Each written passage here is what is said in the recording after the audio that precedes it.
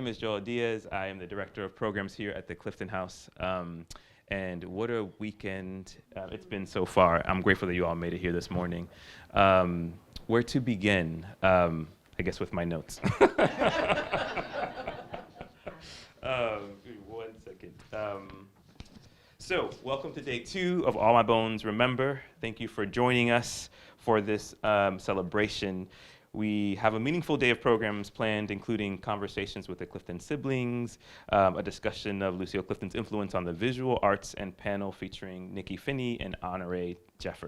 We're hoping that day 2 is as joyous, reflective, and significant as our opening program yesterday. Thank you to everyone who was here yesterday for those programs. We also hope that you enjoy the day's proceedings as we weave together memory, legacy, and lineage in honor of Lucille Clifton. So Lucille and Fred Clifton were parents to 6 children, 3 of which are here today with us, 2 that will be on the panel. These children appeared in their mother's writing frequently, and Clifton even wrote a series of children's books, the Everett Anderson series, to ensure that they felt seen and reflected in the literature they read. Many of these poems and stories were written in this house.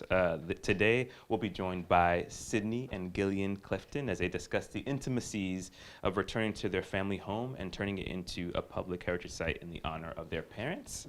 Again, that's a rare story of return and reclamation, which we celebrate and honor. I'm going to read their bios, and then we're going to get started. Sydney Clifton is the firstborn daughter of Fred and Lucille Clifton, an Emmy-nominated producer. Ms. Clifton has over 20 years of experience as a producer and executive overseeing animated, mixed media, and live action content. She is a storyteller in her own right, a producer of animated and mixed media content for television and streaming platforms, including NBC Universal, Cartoon Network, the Hallmark Channel, Showtime, BET, Apple TV Plus, and the Jim Henson Company. She currently serves as head of creative animation at Mattel TV. As a mentor and recruiter, she has been a featured speaker at colleges and universities across North America. Her commitment to nurturing underserved poets, writers, and artists and content creators was a catalyst for her launching the Clifton House as a space for writers and artists alike, centered here within her childhood home. The Clifton House continues Lucille and Fred's legacy of creative courage and art as activism. Gillian Clifton, the 4th of Fred and Lucille Clifton's 6 children. Gillian Clifton resides in Fort Washington, Maryland, with 20 years of experience in the government contract industry. She works as a contracts manager for a large organization employing over 9,000 people and operating in over 27 countries. She's doing the damn thing. Okay.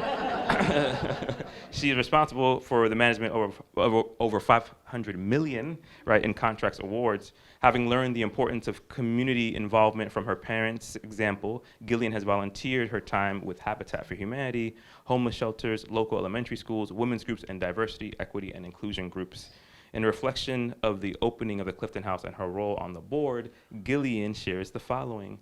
The Clifton House is a wonderful tribute to our parents and what they believed in. As a board member, I am honored to play a role in continuing their legacy and excited to bring what they stood for to a larger audience. As a daughter, I am so proud of them and am humbled to be given this rare opportunity. In her spare time, she enjoys reading, discovering new things to do in the Washington metropolitan area, and spending time with her husband and daughter. Join me in welcoming Sydney Clifton and Gillian Clifton.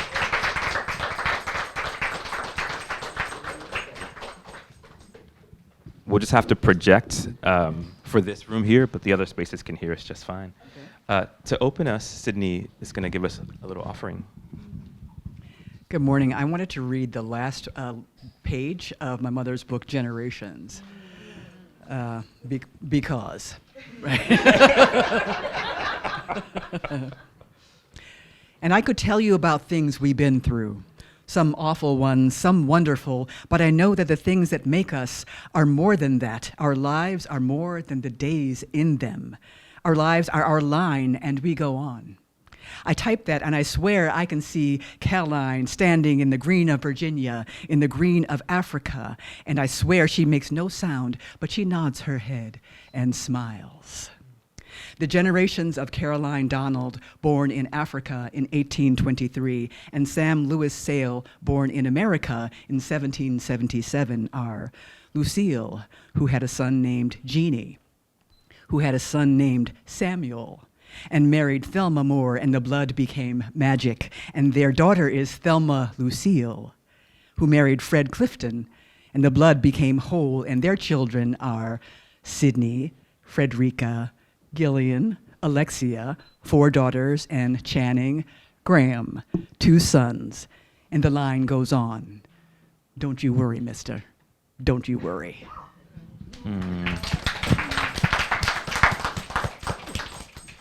Letting that resonate a little bit. Me too. for the naming. Thank you for that, Sydney. Because of where we are today, I feel like I want to start with the thing that feels like this idea of return and reclamation. And I know it's sort of a painful memory in some ways of like how we, the departure from the house, but I sort of want to talk about the return and the day that you were sort of given a directive of sorts. Can you take us to that day? I should offer, before I say that, Sydney, pardon me, I should offer some context that I didn't offer. I offered yesterday, but didn't offer this morning. That Sydney Clifton and her family lived here between 1967 and 1980, and it was then that they lost the house to foreclosure. And so in 2019, and I'll say the rest for Sydney, but she reacquires the home. And so I want to sort of go to that day, like walk us through that day, if you can. Sure, absolutely. Well, I think my mom has been quoted by saying that she doesn't think her family ever got over losing this house. I think that was probably true. So for me, the idea of reclamation was always in here somewhere. It felt unachievable, it felt unimaginable, and one of those things where it's just a thing I think about, right? Because of the trauma of losing it. But, and our mom passed away on February 13th, 2010, the anniversary of her mom's passing. So 9 years later, on the morning of February 13th, 2019, I woke up with an extremely strong instinct to reach out to the owner of the house, who I've been in contact with off and on since probably the past 3 years. And just this very strong instinct took me to my laptop, and I emailed her and said, like, I'm just reaching out to ask about the status of the house. Within 10 minutes, she emailed me back and said, my goodness, the house went on the market today. So, and I still get a chill when I think about that, that's right. So I immediately thought, well, I emailed her back and said, then I'd love to be considered a potential buyer of this house. Put my hat in the ring for that. Now, I live in Los Angeles. It's a very high cost of living there, and the one mortgage I have sometimes is challenging. But I was told to reach out and got this answer immediately. So I just immediately started, the wheels started turning. And I, of course, then did what I often do, is call my sister and say, Gil, this is going to sound crazy, but I think I'm going to try to buy Talbot Road. And she answered, how? How are you going to do that? No. But it was such validation of that directive and that instruction that I thought, certainly then, if I was directed to do this, and this is the message I got, and this is what is available, this has to happen. So that's just what that morning was like. And I was just in a swirl of, okay, I'll just keep listening. And as a sort of parallel memory in some ways, take us to the day when the house was lost, because you talk about this, which is sort of, deeply painful for you, but can you sort of give folks insight into what that day was like and felt? Sure. Hold your hand if you No, okay. Yeah, I have tissue in my pocket too. Good. Okay. Well, this was a day that myself and my mom, and honestly, there's some things about it that are very muddy memories. For example, I knew the day was going to come. The house had been listed in the newspapers that was going to be foreclosed and auctioned. My dad was not aware of it. I don't know which of my siblings were aware of it, honestly. I don't think I think you and Mom were aware of it, because I know I was not. Wow. And I know that Lexi was not. Okay. So the time came for the auction. My mom and I, and there's these phantom siblings in the back, but I don't think any other siblings were there. We stood in the front hall, and an auctioneer came up, knocked on the door, basically alerted Mom that this was happening. There was a small group of people gathered in front, most of them neighbors. Whew. And we watched them do the auction. I watched a certain neighbor make eye contact with me, and I was furious. But I was standing there trying to be strong for my mom. And I remember at a certain point, I had to go into this intellectual place where I thought, wow, auctioneers really do talk that fast. They really do. Wow, that's so interesting. I had to go there with it because it was so painful. And I also immediately went to slave auction. The auctioneer was white. Some of the couple of neighbors were as well. And it was over as quickly as it started. And I remember thinking, I have no idea what happens now. What happens now, right? And I'm an oldest daughter, so I wanted to fix it, but I couldn't fix it. Thank you very much. I just keep these here with me. And I felt I had to be strong. I felt angry. I felt hopeless. I felt helpless, and then had to go through the rest of the day as if nothing had happened. And as you can see, that's deeply impactful and imprinting. And I think I probably that day decided I'm getting this back one day, and then just continue with life. But that was horrible. Yeah. That was horrible. I can imagine. And thank you for sharing. I know that I'm sort of starting with the tough questions up front so that we can get to sort of, memories. But I'm so curious, as you sort of retold that story, is that, Miss Lucille and you were aware, because your dad might have not been aware. And so I'm curious about that dynamic. And because you sort of had to go in and be somebody else. You sort of witnessed that and then had to sort of immediately disassociate and shift. And so I'm curious about why Mr. Fred was not aware. There are probably many reasons. I think both my parents were extremely dynamic people, doing extremely important things, and in both of their extraordinary lives, communication was not their strong suit.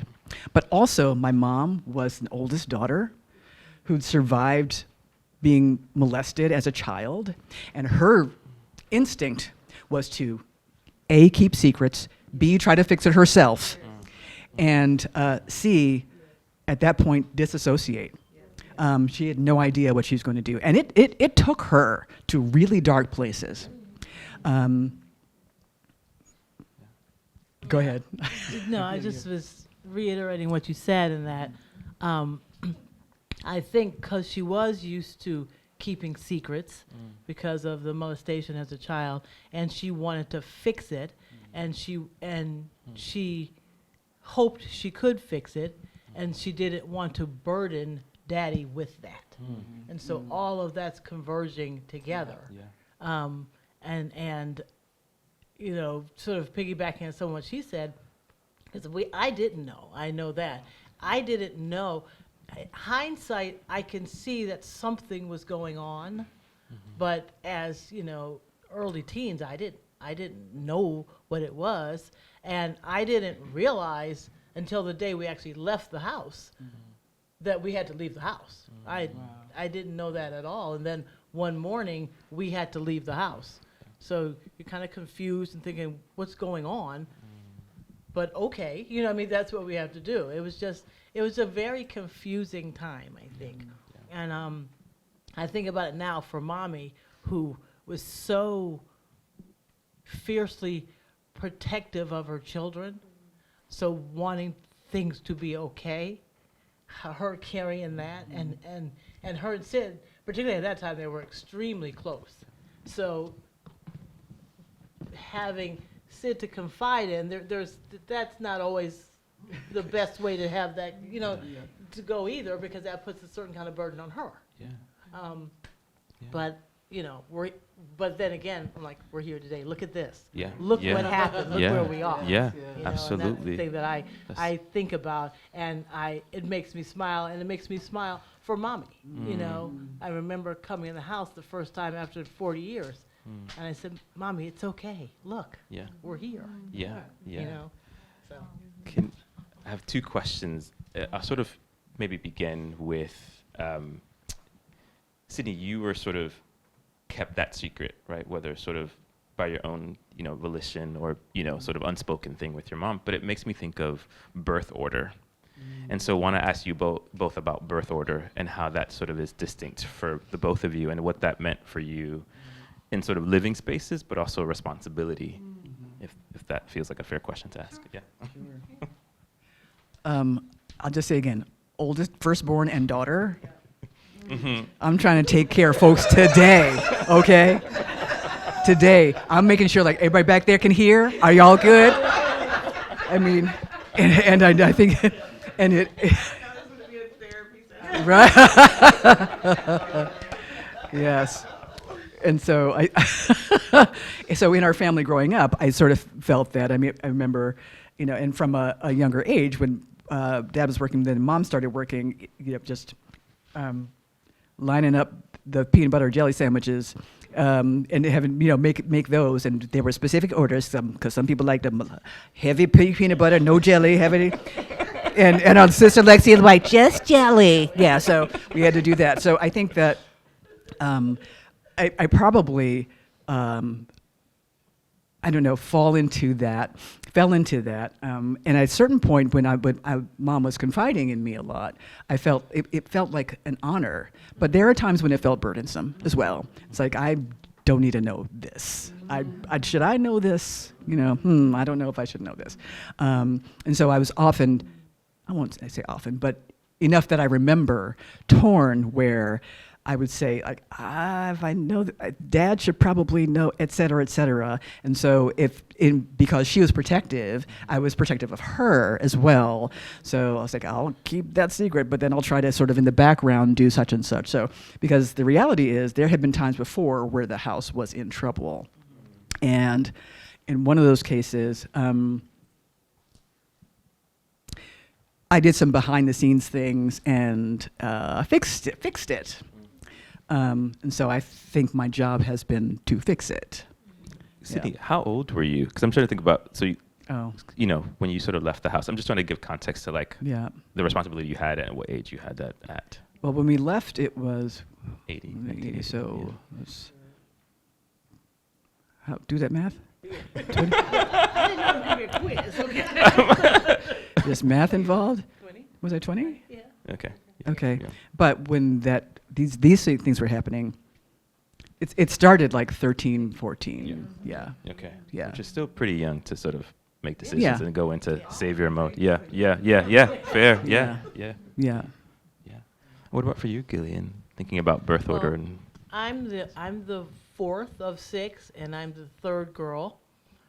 I mean, really, quite honestly, for me, I didn't have a lot of that kind of responsibility on it. Thinking about birth order, I was probably somewhat of a refuser. I think I would, as I look back on it now, I think that because I was a responsible kid, and so I think that I was sort of the person that I could sort of bring everybody together a little bit, and I was a person that, as the fourth, I was, it was pretty, I want to say easy in a way for me. I mean, it wasn't, I didn't feel like I had undue responsibility. I knew they were going to take care of it, and but I think I was able to sort of walk in the worlds of the people who had to be responsible for it and with us kids. Mm-hmm. So I was able to be sort of a bridge there and that sort of thing, which is probably somewhat still true, I think, as I think about it, you think? So I'm sort of able to talk to everybody and say, okay, hey, here's a perspective we can look at. Let's do this. This part doesn't really matter that much. Let's really keep the thing, that kind of thing. So. Well, the other piece, though, let's be real, because no, it's not. Yeah. Yes. So Gil was a tattletale. Ma used to call her 6 o'clock news, and that. I did do that. That's true. She's right about that. Because I was, let's say- But it's part of my fusing. right. See, yes, Fusing. it's a piece of that. Yes, it's a piece of my fusing. Yes. So Some people look at it like tattletale. I look at it. Thank you. Yeah. Yeah. Sydney, part of what you and I have sort of discussed offline, so to speak, is that you remember Buffalo. And so curious about the transition from Buffalo to Baltimore. And then if you can, in that story, share also your dad sort of coming across his home, because he's a big part of this too. Yeah. absolutely. So my first memory of Buffalo is myself and my sister Frederica, who's passed away, living in the projects with my parents. And I remember riding a tricycle down the hallway in the projects. And, in retrospect, it's like, yeah, it was the projects. At that time, it was like, this is our house, and I ride a bike in the thing. So I didn't have the stigma of projects at the time. But Dad started working at Model Cities, the Job Corps, and was recruited for a job here in Baltimore. We moved a lot when I was a kid. I think, by the time I was in 6th grade, when we lived here, I'd gone to 7 different schools because we got evicted a lot. Yeah. So I went to 2 different kindergartens because we moved in the middle of the year. So when Dad got recruited to this house, we actually we took the train to Baltimore. Dad drove down. We took the train, which we thought was just magical. It was wonderful, sleeping car and stuff. And we lived in a motel downtown for 2 months, month and a half, 2 months. And while Dad was working and looking for homes. And it's interesting because the people who were telling him places kept showing him like, this is where black people live. And so Dad was like, I want to be where black people live because I'm working for black people. But he also would go, because Dad was that person, I think, there's that.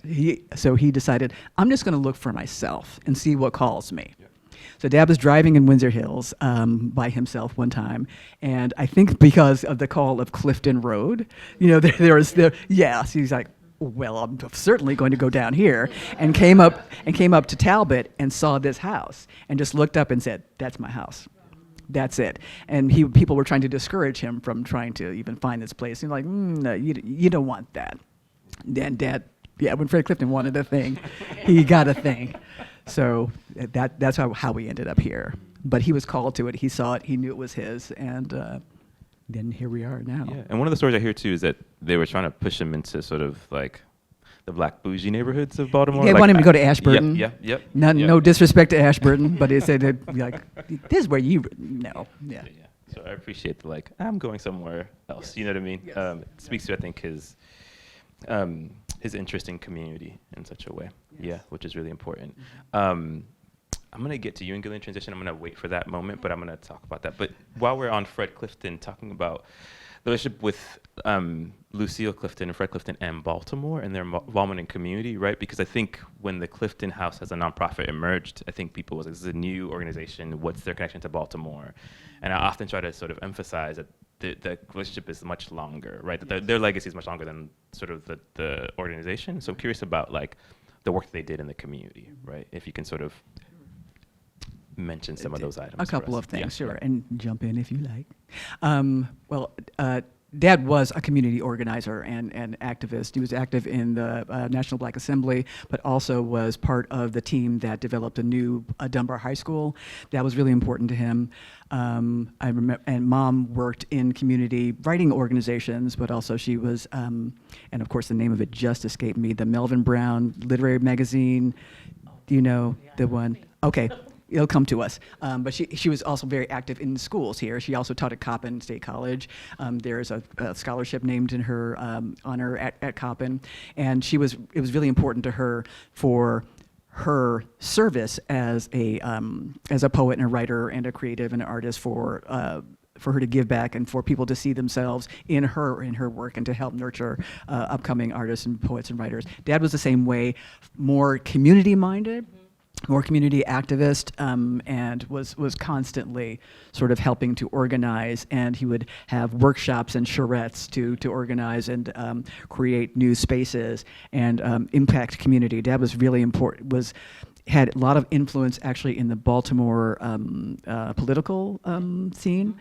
And I recall I was recently reading some words from one of his colleagues and mentees, Edward Madden, who also worked here, that there were some really interesting conversations that were had between Dad and, at that time, Mayor D'Alessandro. And some of the people who were around and influential in that time. And Dad was able to also be sort of that bridge where he was unafraid. That was interesting. Absolutely. He was afraid to speak. He was not afraid to speak truth to power, and he did it constantly, and he did it effectively in the Baltimore political community and also in just the communities at large. And I was thinking a sort of somewhat very, very close thing to the neighborhood as we first moved here. Remember, he had started just a local boys football. Remember, he would come out and just had some boys from the neighborhood and kind of coach them and things like that. And then he also worked for Baltimore Family Life, which was just a community organization helping families in the Baltimore area. And so he did a lot of that type of work after Model Cities program, closed down. Yeah. So mental health and actually ecology, but Dad was very early in the environment and ecological conversations. So there are papers that he wrote back in 1972, 3 about our responsibility for the environment on a local and a global scale. Beautiful. Well connected. And well, intentioned, I think, in the community. I want to sort of come back sort of in the house if we can and talk about some of the memories in the home, right? And want to speak to its aliveness. And so what are some of the memories you have in the home that sort of stand out to the both of you? And if there's a particular space that speaks to you in the home. That's a big one. That's a big question. I mean, I remember first coming here when we Daddy got the house and coming into the house. And first of all, I thought it was huge. So I remember it that. Is. I remember, I mean, small things are, I guess we had shipped a dining room set or something that used to be in there in the dining room, and the chairs were stacked in each other. I remember that and sort of climbing on the chairs, and the house almost felt like we were at a big toy store to me. Almost, I mean, as you discovered the house and looked at all the rooms and that sort of thing. And I remember, back there was the classroom. Now was the family room, so that's where our TV was, and that's where we spent a lot of time. And with the 6 kids, there was actually a lot more order in the house than you might think. But, the family room was sort of our room. Even though we had the use of the entire house, which is something you also don't see, where you have that many kids, but there weren't any rooms that were off limits to us. And but the family room was our area, and we had our toys in there, and evening we'd have a snack in there. So that was my big space. And then I loved the stairs in the back that you see now, and that when Sid got the house back. There had been, I guess, a wall had been put up there. So one of the things she wanted to do almost immediately was open that wall and get those stairs back there so they were useful. And then, I mean, we played hide and seek in the house. Oh, yeah. I remember that. So it was just so, it's hard to convey, but I think when I hear people talk, one of the things I like is people talking about all the love they feel in the house, because that's what it was like. And so it was our home, and you just knew it, and it was such a security with that and a safety with that. And Thanksgiving dinner, making those things, those are the kind of memories I have. You sort of smell it like that, and it was just, it was a home. It was our house, and so every room to me has something. I remember, I look at this picture of Daddy. I remember when he was doing these sculptures right out here on the side porch, and so I could almost see it again. That's what I'd say. Everything in the house was a special memory. Beautiful. Thank you. Absolutely. And speaking about the back stairs, it's a story I love to tell because I think it's funny. So there was one time where, being able to go up the front steps and down, you know where we're going, down the back steps. The way it was originally designed was because the back steps were for the help who lived on the third floor, and the front steps were for people who were not help. But we also used it as part of our hide and seek thing. But there was one time where I'd done something to my mom that displeased her, and I was going to get a spanking. And my thought was, if you can catch me, if the whipping is yours. And so I made her, I swear to God, we did laps up and down. She had to chase me, but it was sad. But at the end of it, I didn't get the spanking because she was so tired, and she started cracking. No, she was cracking up. She's like, this made me chase her. Wow. So I earned the non-whipping that I wanted to get because I was crafty. Cruelty. Talk to me about cruelty. Yes. Like even my own children. I think that's a good point that she says, though, too, because she said Mommy was tired, but she was laughing. That would happen, I think, so often because she enjoyed her children so much, and that we do something. I know, hard to believe, kind of wrong. I say that, but we would do those things, and then she'd kind of start laughing in the middle of. Chastising, and then she would kind of laugh at you or something like that. Where if you caught her doing it, that was your opening, though. You knew, okay, I think I can get away with this one. But she did. She just, and that's what I think one of the things is I knew as a kid that she liked us. Not only she loved us, she liked us. And I just always knew that from her.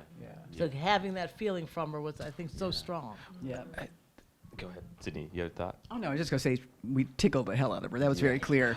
But I was thinking of other memories, and some of them are flashes. So the kitchen that you see back there was actually two kitchens. There was a prep kitchen, and then the kitchen where people actually cooked. So there were the doors back and forth there. So I remember that was interesting because we would had a refrigerator in the second kitchen. Was that first kitchen, second kitchen? Which was first or second? I mean, I That's called that the first kitchen. One with the first kitchen. Okay, It was really so first kitchen, got it. Okay, but also in the dining room, I remember Mom writing at the dining room table there, so I can still see her silhouette with that window back there, at the. Which was first a manual typewriter, then became the IBM Selectric, then the IBM Selectric 2. Technology, that's right. And I'll try to be relatively succinct. Christmas tree in the front in the first couple of years, then a Christmas tree moved to the back for later years because we wanted a bigger tree. And I felt like an archaeologist a lot because after I knew the secret of Santa, I was like, I'm going to find where they're hiding them presents. And I found them every year. I did. She took us on a hunt to the house one year because we were going to find the gifts. And I'm even down in the basement. You remember we were down in the basement? Yep. And there was a cedar closet back there. And I mean, I'm not surprised she got the house because when she got her mind set on something, she always came through. So. Yeah. Yeah. Well, let's talk about a few things you sort of hinted at already, Sydney. But what changed? For those who don't know, there are about 2 families in here after they lost the house to foreclosure. But there's been sort of changes in the home. Do you want to speak to some of those changes? Because it was subdivided into sort of 2 different apartments, right? So what was here before that no longer exists? What has changed? What have you done, Sydney, as sort of president and founder of this organization, to sort of return it to, back to what it was? So if you can give us insight about what was here, what things have changed. That's okay. Sure. So initially, another fact, I'll digress for a moment. The person who actually ended up buying the house who was a neighbor, was a person who Trifling. Yeah. It gets worse. It gets worse. No. Yeah. We're rolling up. Well, this was a neighbor who came and had a conversation with my mom after the auction happened. He said, I'm thinking about different things. I have plans for it, but you don't have to go anywhere. It's fine. You can stay here. So Mom was then very relieved. At least it bought her, a couple months. It bought her a couple months to have a conversation. It bought her a couple months to do other things. 2 weeks later, he said, I changed my mind. I think you all need to leave.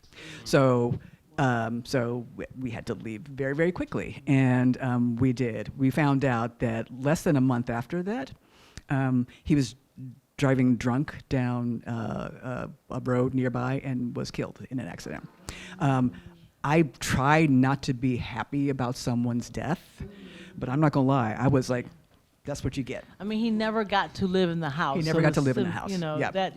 that was very strong. That's karma. Yes, exactly. Okay. So the people who bought it after that were a minister and his wife and daughter, and they turned this into a duplex. So the second floor and third floor were one unit. The first floor was the other. The family room was a bedroom that had a walk-in closet. The door that leads out of the family room into the yard was not there when we lived there. So that was another entrance to this unit. The second floor, where there's a really unsightly kitchen thing, was the kitchen for the second unit, and then the third floor was the second floor of the second unit. Again, the walls that was there, that kitchen that was there, we basically were trying to restore. So based on not only wanting this to look sort of similar to the way it was when we were here, our grant from the National Trust for Historic Preservation's African American Cultural Action Fund did help us in some of the restoration of different areas of the house back to its original. There was an elevator in the house when we lived here from the first to second floor. That's no longer there. There was a thought about putting that back in, but I don't know that we want to use the space in that way. So we will probably have a chairlift so that we have some ADA compliance.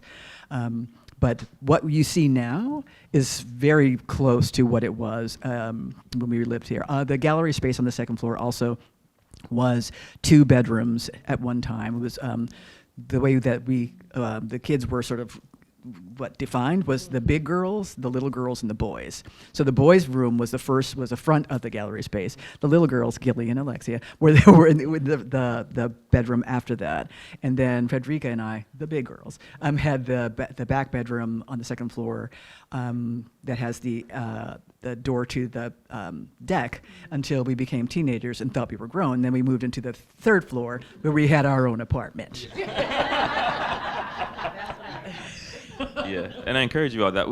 We just sort of like finished furnishing that floor in April, and so I welcome you all to make sure you walk up there, make sure you hold on to the railings. But I think the stairs are steep, but go visit because you sort of are transported back, I think, to a time when they lived here. So thank you for going through that. And yeah, I think so many wonderful stories that I hear that I'm going to maybe gesture towards at some point. But there's a performance in this living room that you all had often, and to the likes of the Jackson 5. And I want to know, which Jackson were you, you know?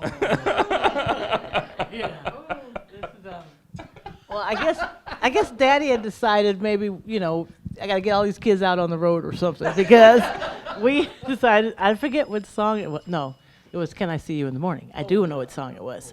So he had rehearsed us, right? And I think we gave the presentation like right in that hallway, right space there between what was the living room and the dining room. You weren't in it, right? We presented for you and Mommy, I think, right? I don't know. Yeah, I think because I know that we had, I think, Graham, sorry, was in it, and Yeah. Chan was, Yeah. and Rika, me and Nene is what I remember. Nene, I think, was supposed to be Alexia. Sorry, we're supposed to be Michael, and then we kind of morphed into a couple of the other ones. We had a little bit of one person, a little bit of another Right. person, and we had. And I think we weren't very good because I think Daddy was a little annoyed with the way that we did it, and clearly that was our only performance as the Jackson. So, but it was fun at the time. But I think he thought, well, Mike, I got a lot of kids, and that my kids could do that too, Right. and then decided no, they can't. Right. And so, but we did. But here in the living room, I mean, 'cause Mommy played music in the house all the time, and we used to dance, and we have even a couple of pictures of us dancing with Mommy and Daddy and everything, and we would dance in the living room a lot, and she played all kinds of music, which was wonderful. So that introduced us to lots of different kinds of music. And that was so fun to do it. And Graham, he was a big dancer when he was a little boy. Yeah. And we would just, enjoy each other, you know, and you think now, I mean, she would just put music on the big stereo we had there in the corner, and we would just be in here dancing. And that's what we did that night, you know, what I mean, that sort of thing. That was the family activity. So when you think about Black Joy, that we were like absolutely do that. I just want to go back to the Jackson 5 for a minute because when we walked to this elementary school here, that people, because there were 6 of us walking to school, and we would come home for lunch, and there were a couple times where, when the Jackson 5 was out, now we had been in the school, we weren't new to the school, but we went to, for some reason, one day when we went home for lunch, we came back, and people and our students who had been in our classes like that morning yelled, "The Jackson 5." We got mobbed. People were thinking we were Jackson 5. And so, but what was really disappointing to me is they thought I was Jermaine. I couldn't even be LaToya. I was Jermaine. It's like, dang.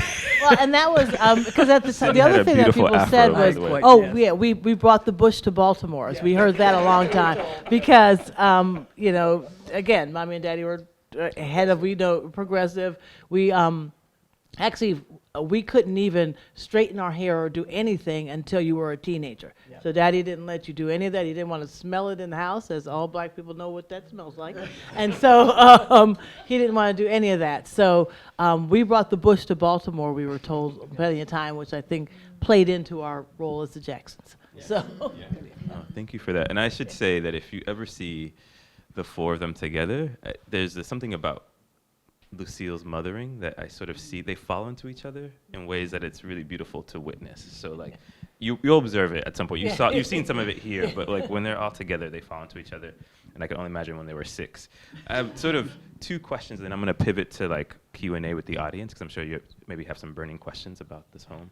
But I'll start with Gillian. You know, we talked about transition, and Lucille experienced some grief, right? The loss of 2 children, husband. Yeah. And there's a point where she pivots west. And I think you were a part of that because you were living out west. So I think, you know, we think about birth order again, the 4th. And so Sydney had sort of responsibility at a certain age. And at some point you come in. Can you talk to us a little bit about that transition west and perhaps back too, right? Because that sure. Well. So she had the opportunity to go teach at UCSC, University of California at Santa Cruz. And this was right close when Daddy got sick. So when Daddy was diagnosed. And it was a time, so with Daddy, we were going to make that transition. We said, you know, this is an opportunity for something new. I think Daddy wanted to also do something else. And so we were very excited about going. All of us were going to go, and it was California. That was going to be a big thing. And Daddy got diagnosed very shortly after I think she got the opportunity, and the school was going to hold the position for her while he went through radiation and chemotherapy. So, because that's how much they wanted her there. And he was excited about it, and I hadn't seen him excited about something new like that I remember. I was getting older, and so I saw, Daddy's excited about this. This is going to be good. And then he fairly quickly got worse. And so, then he passed away, so he wasn't obviously going to be able to go. And then, so we were going to go anyway, though. She had to start, Daddy died November 10th, 1984, and she was going to start teaching that January. Right, I think it was the day after Thanksgiving that year, we went to California. And I think, you know, she didn't even have time to grieve her husband, really, before she had to start teaching. And then again, we talk about responsibility. So I'm there, Graham's there, and Alexia. So the 3 youngest went out with her. And we don't know anybody there. And Daddy's not there with us, and her husband's not there with her. And so she has this responsibility now to make this work. And I think she felt it was all on her to make it work because she has a responsibility for her 3 youngest kids out there. And so I remember going out there, and I think it was ambivalent feelings because it was exciting because it was going to be California, But at the same time, the first day out there for me, and I don't know if she felt this way, we weren't home. That's what I remember thinking, this isn't home. So, you know, we go out there, she starts teaching right away. Even at that time, and I was maybe 19, I think, I knew she doesn't even have time to grieve. She's got to now start teaching students. And this isn't right. This shouldn't work this way.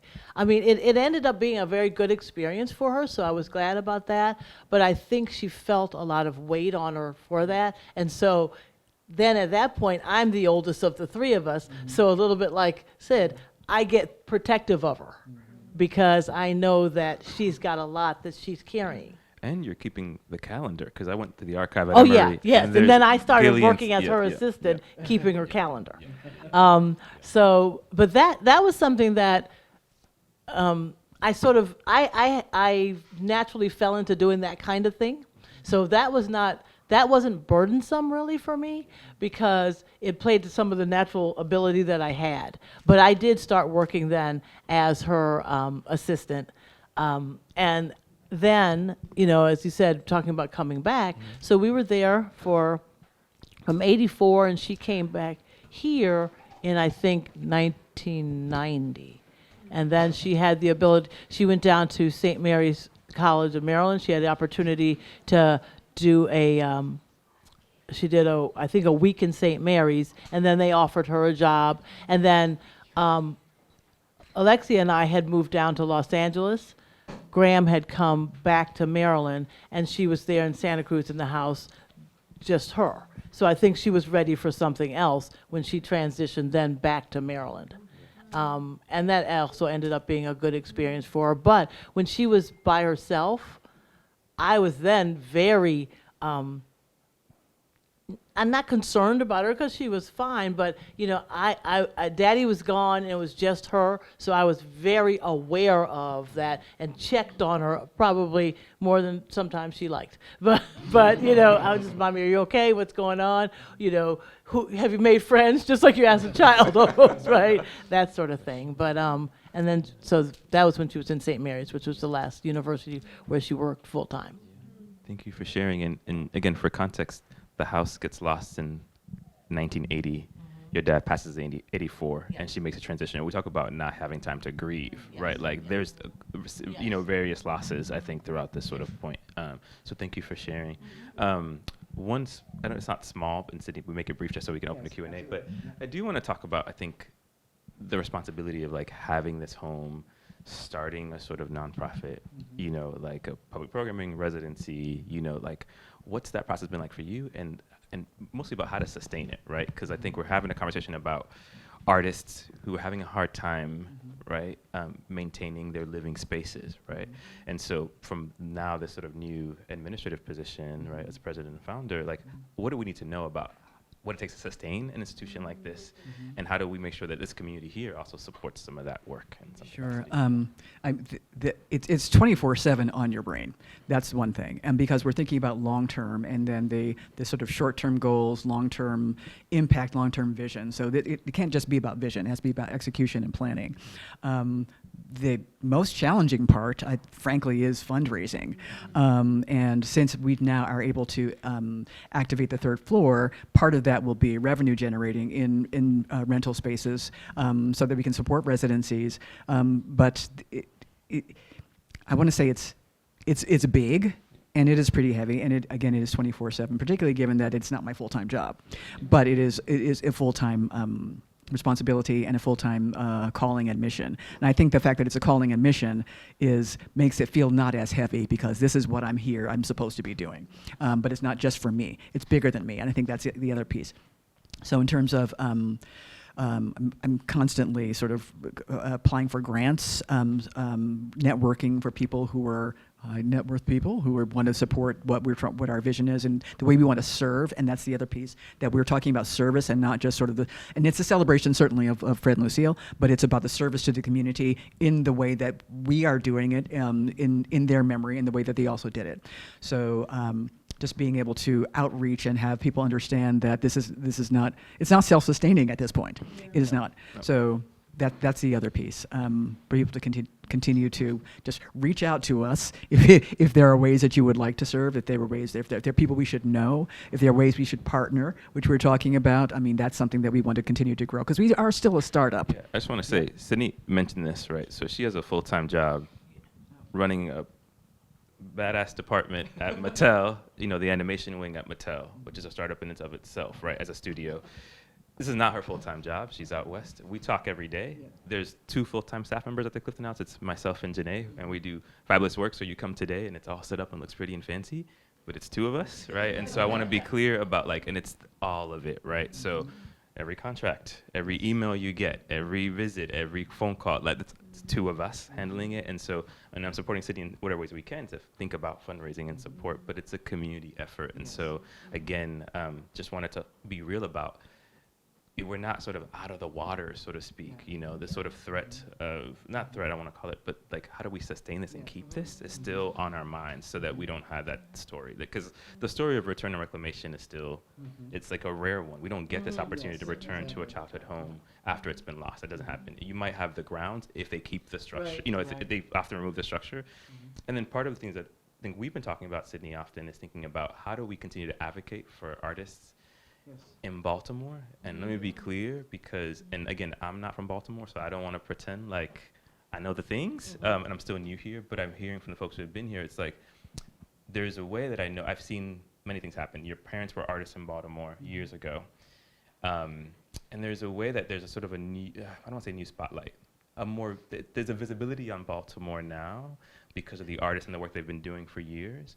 And I see this sort of energy of starting nonprofits, organizations here, and bringing a lot of outside attention to the city. And I think that always is a threat. I've seen it happen in many places. And what happens is that the artists can no longer afford to live there because people want to, for lack of a better phrasing, pimp out the sort of city in that way. And so I often say, one of the things that we're sort of thinking about advocating often is how do we make sure this is a livable city for artists? Because they make the city what it is, right? And so again, that's sort of what we're trying to do as well. So again, a place of nurturing and gathering, but also thinking about how do we sustain, because again, Lucille Clifton, Fred Clifton, we're struggling. You see it in the archive, you see it in the papers of being we owe money here, we owe money there. How do we make this work? Especially if you want to have a family. So something that we're sort of making sure that it doesn't happen in other places, right? And I think, again, we're thinking through, and the reason why I asked Sydney this question is there are artists in this room who might own property in Baltimore, who might own family property in Baltimore, right? And so part of me is it's a sort of a nod to be try to keep it in some way because it's valuable in some regard. So I'll pause there. I'm going to open it up to the audience if you have any questions. If one of my staff is nearby to help me get another microphone to run to and from the audience, that'll be helpful. Okay, any questions so far? Okay. I have 2 very well, the first, I'm sorry. Can you hear me now? This room doesn't have the speaker, so you have to just predict in this room. Okay, I'm sorry. Yeah, you got it. What was this room? This was the living room. This was the living room. Yeah, this is the living room where, living room, dining room. Yeah, living room here, dining room across the way. Yeah. Okay. Yeah. And my second question was, when you remember your mother in this space, what were the sounds that she made? Maybe the rasp of her feet? Was she humming? Was she? Oh, she was a big hummer. She hummed all the time. So I would say for me, I remember her humming and her laughter. But those are the 2 probably things. It's humming, her laughter, and typing. I remember the sound of typing. Yeah. Other questions? Even in the back, overflow spaces get there's a question in the back. Kennedy has a question. Hey, hello. Thank you so much for this morning. It's been so great hearing you guys. As a living and working artist, thinking about Fred and Lucille, against all odds, artists, 6 kids. I mean, how did they do it? What was their life like together? What were their conversations like? What was it? How?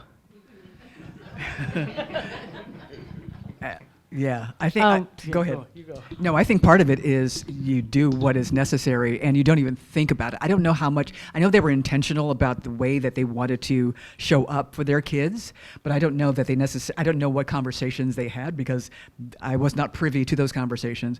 But part of it was making sure that this household ran had a certain sort of level of order and freedom. So it was both of those things. But because they were both creative people, I think that we saw that and they modeled what that would look like. They modeled discipline as well. So part of even our play sometimes had discipline. There were times where at this point it's quiet time. That's when you do that. At this point, it's this or that. There were some times where we had activities that we were doing, but essentially, when you have 6 kids playing together, outside, we did some raucous things, but know that no one was hurting anyone. So I think that there was a level of trust, and they engendered in us a sense of responsibility for each other that also made sure that we kind of traveled like a pack. Honestly, we had when we played outside in the neighborhood, we came in when the lights came on. So and we all came in together. I made a mistake of not doing that one time, and I still remember One time, only once. Yeah. No, she didn't even have to touch me. I remember. So mad. We called it the "Don't You Ever." Yes. So mad. I came. Yeah, and you were just standing by looking like, oh no. She did it. I was like, she's the oldest. I couldn't come home till she came. Right. So. Anyway. And I also remember her. Every time we left the house as a pack, and we would go to, there was a store. Hold your sister's hand. That for Lexi, the youngest one, she always hold your sister's hand. Mm-hmm. So sort of we did have that mindset. But in another piece of answering your question about how did it work for them, one thing I remember, right before Daddy died, he told Mommy, Lucille, you've been my tried and trusted friend. And I think that's what sustained them so often. Just that friendship that they had where they knew they had each other's backs. At one point, they were where Daddy was working, they were going to have to make some cuts, and they were going to let his, at that time they called him secretary, go. And he took actually a pay cut because he said, Lucille, we know how to struggle.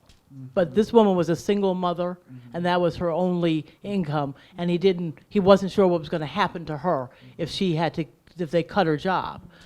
So those kinds of things and that kind of friendship and sort of deep trust they had in the essence of who each other was, I think got them through a lot of that.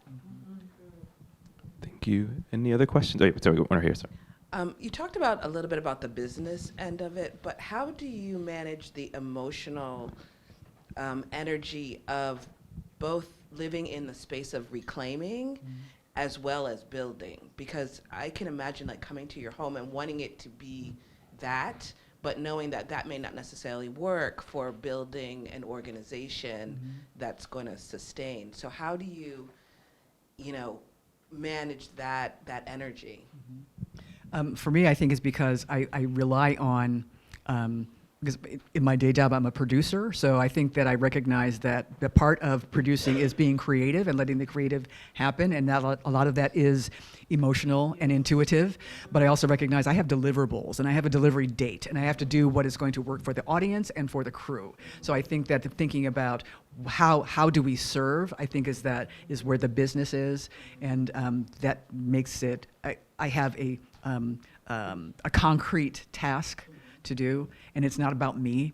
The emotional part of it is just a sort of, it's almost like an icing on the cake. It's almost like a luxury to be able to be, and I get to do it here, So I grapple with, it's not really grapple, I just sort of allow myself the space to marvel at the miracle that this is.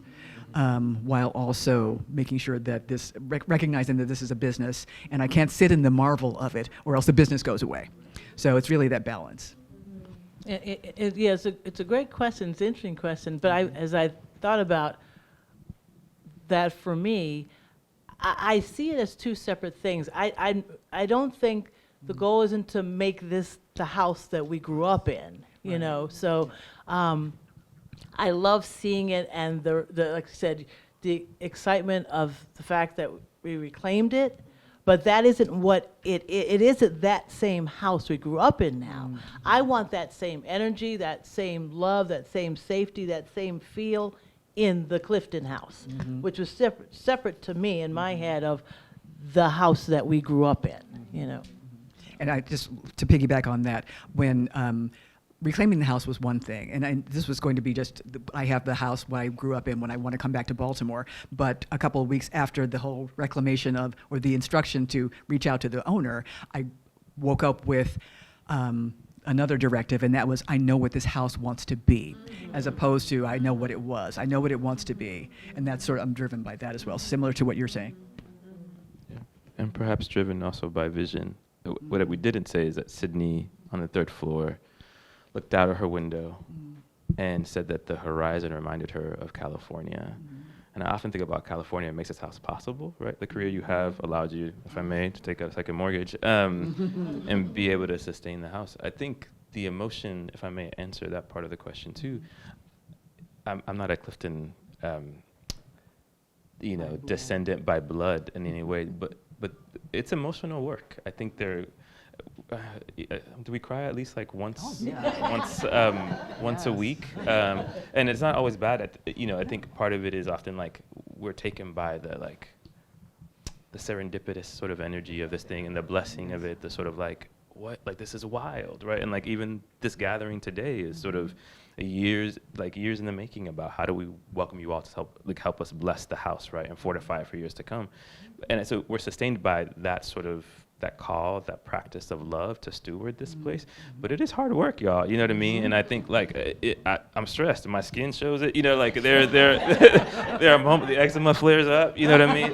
I think there are some unglorious parts of this, right? But I think in the same ways that sort of Sydney and Gillian are moved, it's about you all, right? Like how do we get nourished in this space? And I think that is what sort of sustains this work. But there's some real monetary, support, you know what I mean? And so like that's where we are, currently. Yes, ma'am, please.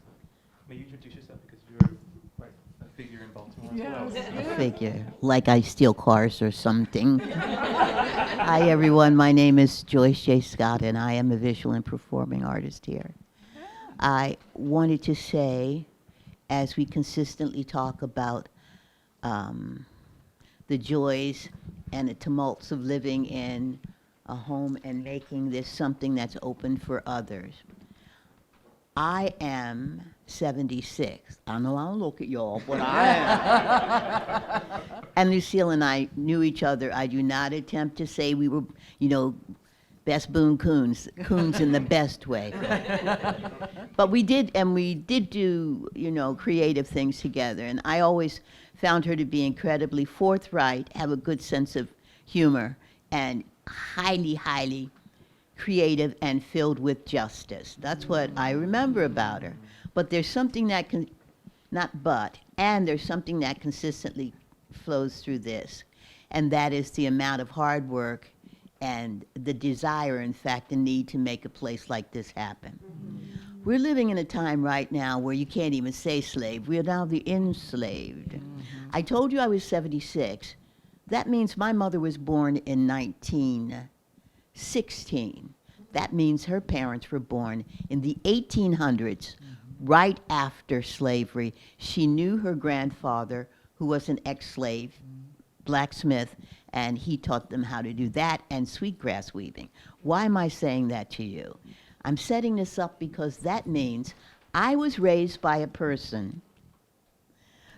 My insides were shaped by a person who knew life and who was raised by people who knew the 19th century and the way life was back then.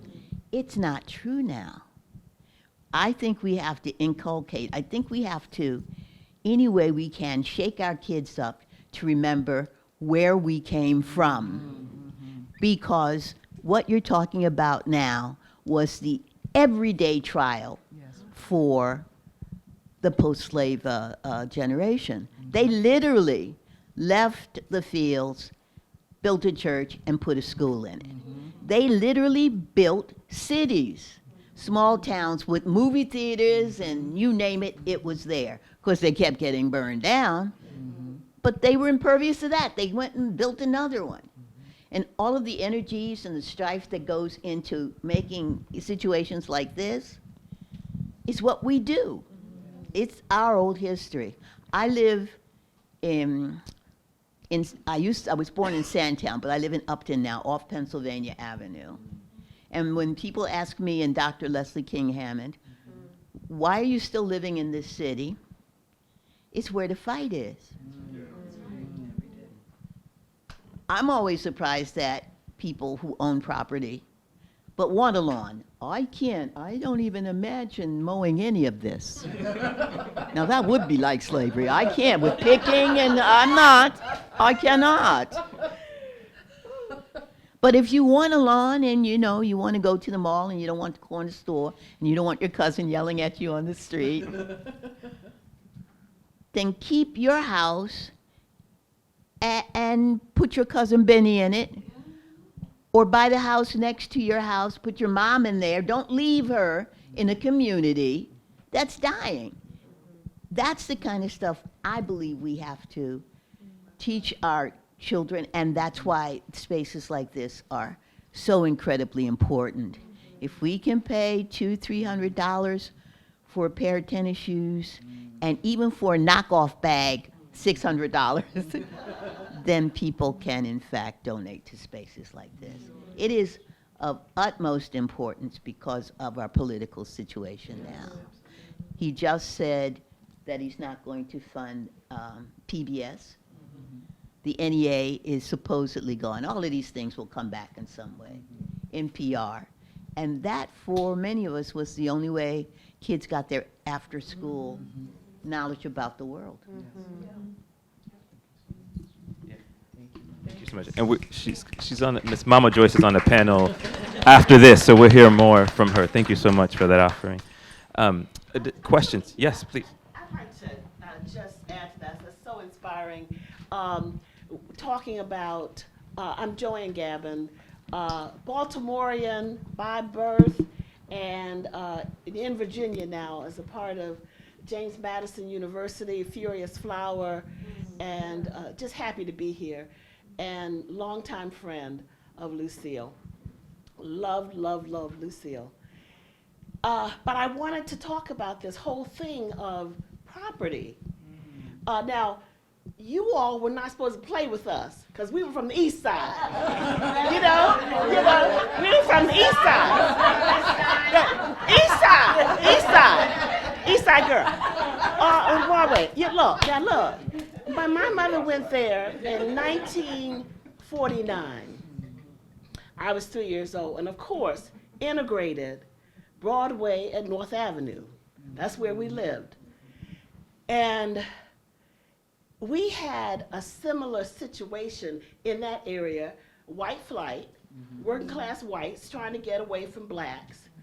And so you had the auctioneers coming into the neighborhood, taking those houses, those 3-story houses, row houses, and turning a home into flats, 3 apartments. And then they would have the nerve to say, well, only couples can live in these places. Children couldn't live there. So my mother and father had bought our house, and she noticed that. So one day she went there, stood with the auctioneers, and had some money in her apron pocket, and decided to bid on the house across the street. And the bidding went up to $4,500, and it looked like those people, those white men standing around, were not going to go higher.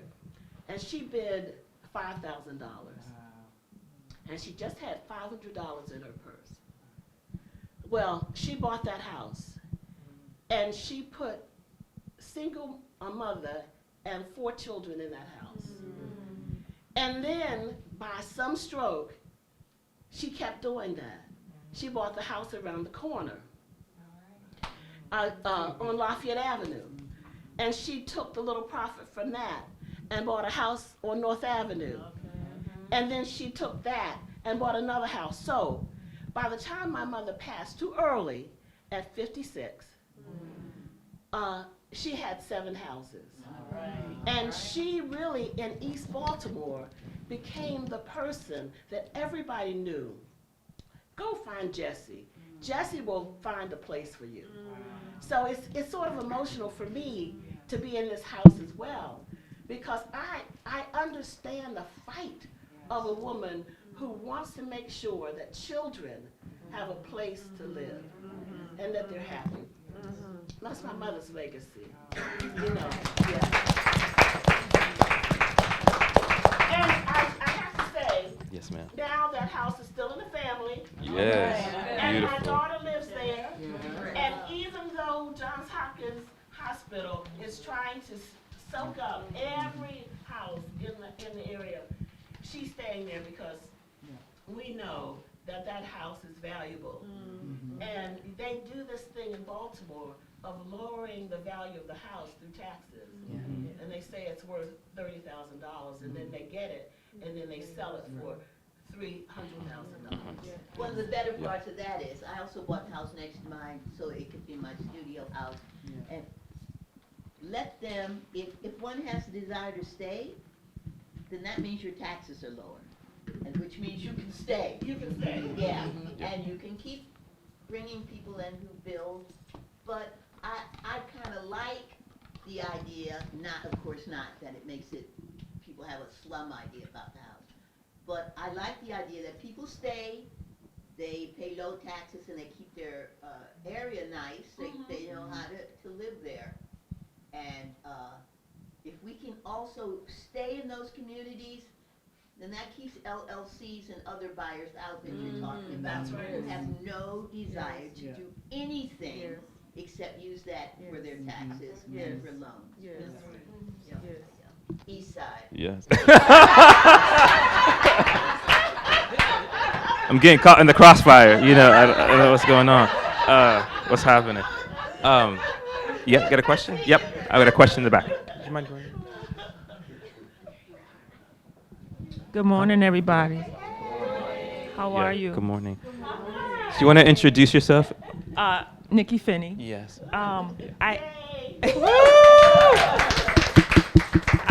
This is not going to be answered in this moment, so I just want to put that forward. But I think it is something for us to talk about. I hope that Honorée and I talk about it this afternoon, actually, a little bit more. But the sister in the back asked this amazing question about, in a breathlessness, how do you do it?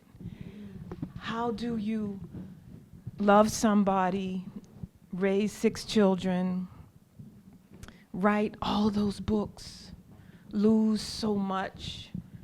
And I can't leave that without saying this, even though there's so much to talk about. We are presently getting our definitions from the wrong place.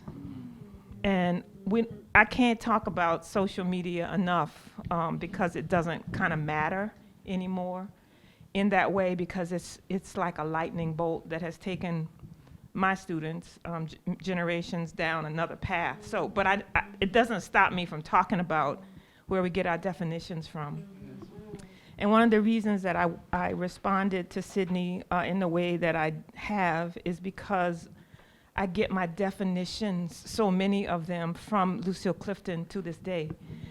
And reading her work and having just a few conversations, not being terribly physically in touch with her in my life, but at a certain point, my relationship with her through her work and through her writing was consequential. And I need that word to be in the air. She was consequential to me as a 20-year-old. She is consequential to me as a 67-year-old. And so when I was talking with her in those few conversations, I learned that she had a definition for who she liked and who she loved, that she defined. She did not get that from social media. She did not get that from the likes behind her name. She did not get that from something other than the soles of her feet. And she and I don't know the relationship with your father. I just know he wasn't perfect.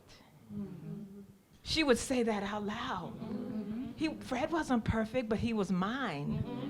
You know, and so she understood in his imperfection that she was not leaving him to go on down the road to something bigger and better and shinier and all those things. And I can't, this is a longer conversation. I know I said that. But I know that because my mother, 92 years old, she and I are now having a twinning moment. And when I was growing up, we weren't having that twinning moment, but I'm her caregiver. And as she leaves me, she is putting her hands, you know, Adrienne Rich said, you put your hand in your coat when you turn 40, and your mother's hand comes out the other side.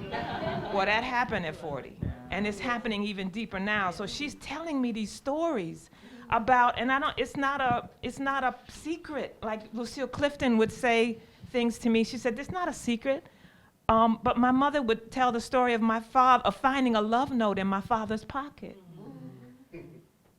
She wrapped us up in the car and she went down the road to her mother's house, 4 hours away. This is probably 62. And she said, my grandmother said, "What are you doing here?" That's right. She told the story of finding the love note. She said, "Get back in that car. Go home." You know, and she did. And I want to talk about moving through this, holding each other's hand. You mentioned that you didn't go out into the world as children without holding each other's hands. We make mistakes, and I'm not getting in nobody's business about forgiving or not forgiving, right? I'm not trying to do that. But I am saying that we are taking our definitions about loving each other, holding on to each other, being a caravan. We used to be a caravan. Lucille Clifton talked about how black people would move up to Depew, New York, and everybody was family, right?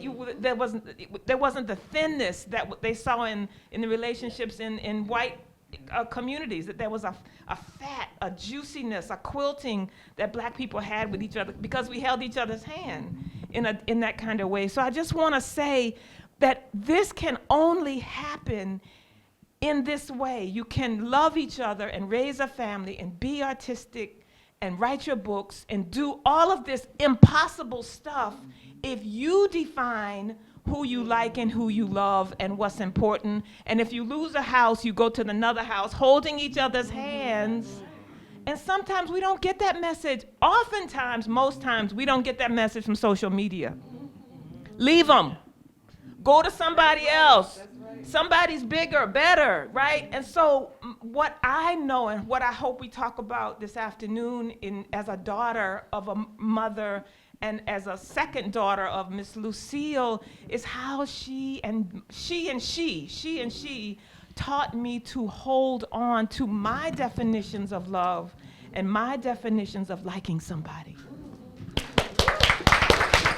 Amen. Yeah.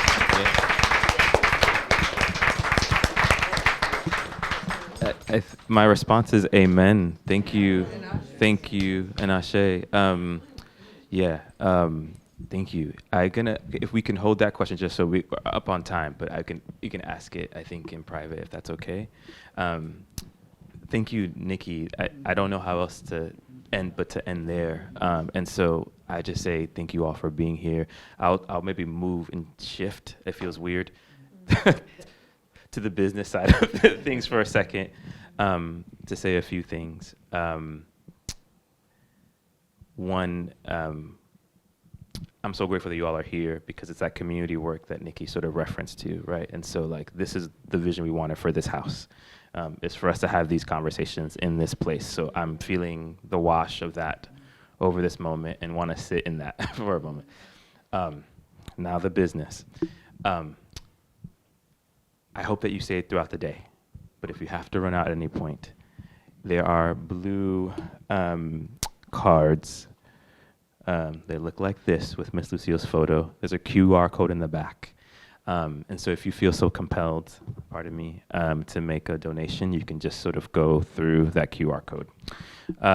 What I also say is that there's going to be high numbers on here. If you can reach them, fantastic. If you can't, anything you can offer, we'll take. Miss Honorée Jeffers yesterday said, if, you know, for the folks who don't want to use QR codes, we accept cash. And then I also want to say that we're selling books of today's panelists in the overflow room in the classroom. So please support them, support local bookstores. We need them.